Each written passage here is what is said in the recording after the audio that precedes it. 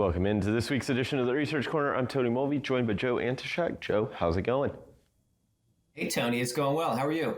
You know, I can't complain. It's Halloween, end of October, about, 15 days really from the start of peak truckload season. But it sure doesn't feel like there's a whole lot of a peak. But there is a mode that is in its peak currently, and what we can see is intermodal volumes have grown. I mean, Joe, pulling up a chart here, kind of walk us through exactly what we're looking at here.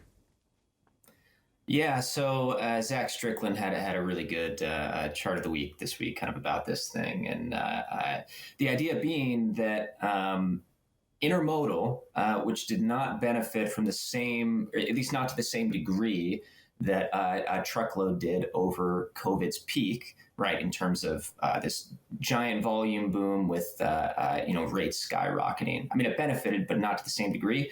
Now it's at a point where it's actually returned to sort of the heights it saw in 2021 and is in fact doing quite well, right? And truckload volume hasn't been horrible. And in fact, in the last 6 months, it's been rising.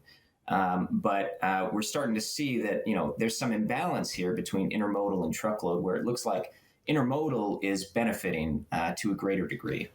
Yeah, so what we've got pulled up is the long haul outbound tender volume index. So really the competitive side, so those 800 plus mile moves that really where intermodal competes with truckload.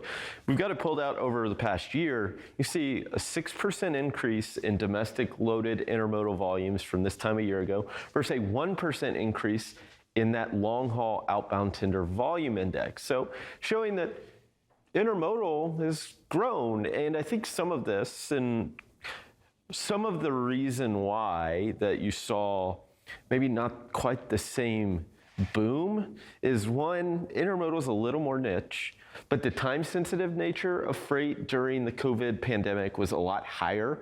Things needed to get to shelves faster. And the rails had a lot of service problems. And I think that's another highlight that really, when you listen to earnings calls from the major intermodal players, right? I mean, if you look at J.B. Hunt, Schneider, Hub Group, and Knight-Swift, the big four intermodal players, I mean, J.B. Hunt being the largest, they've talked about the service issues on the rails improving. I mean, how much of an impact do you think that actually has during this time? Well, I think it's got to be giant, right? I mean, the thing is, like, rail is very, it's really good at moving things from point A to point B. I mean, it's very efficient, right? You can just think of it like, that there's no traffic on the rails, really, at least not in the same sense that you would have on a highway. But when you have massive congestion, like we saw during that COVID boom, and you have these backups at point A and at point B, right? And these things start disrupting the flow of goods, onto the rails. It really changes the ability to move freight, right? Like your overall efficiency drops dramatically, and that's kind of what prevented the rails from really capitalizing in the same way that truckload companies were able to capitalize, for instance. It's not like they didn't benefit at all. Of course, I mean, there was, a lot of freight going around, but just not to the same degree. So now you have a point where, service is really improved, and it's starting to make a lot more sense for shippers to kind of switch back to intermodal for some of this freight.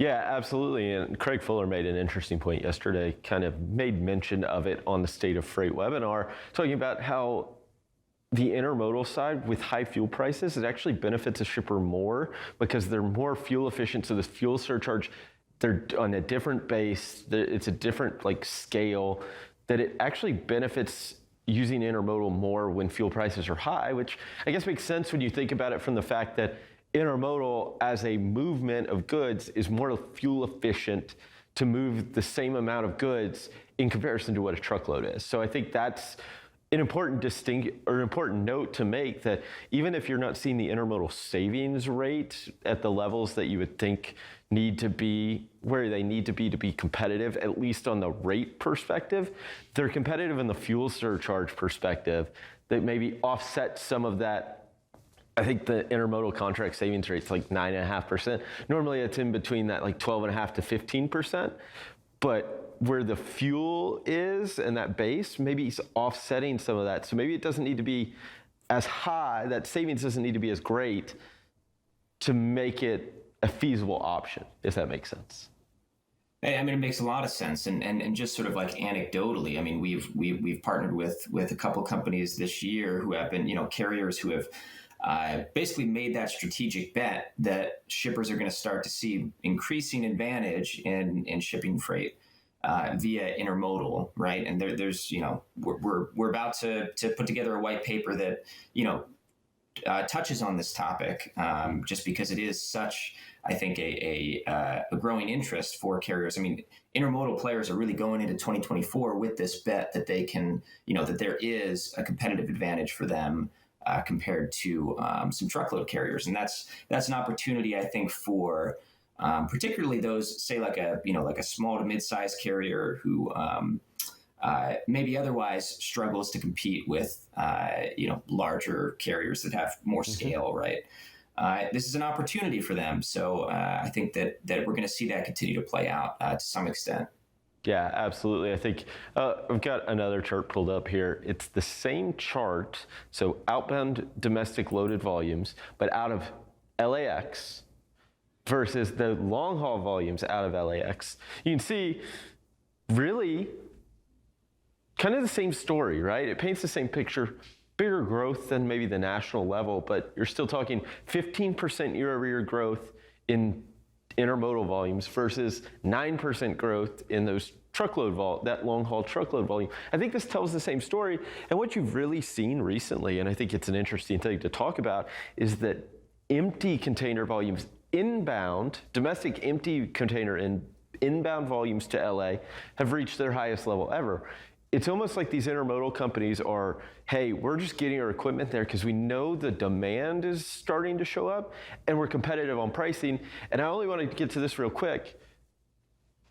It's intermodal rates. So $222 LA to Dallas, $1.56 LA to Chicago. You look at the truckload rate, $228. So that one's fairly competitive overall. But LA to Chicago on a truckload's $1.81. So there is some of that savings is definitely showing up. It's just they've got to go find it. So, Joe, thank you so much for joining me on this week's edition of the Research Corner. Right now we'll take a quick break. We'll be back with more FreightWaves Now.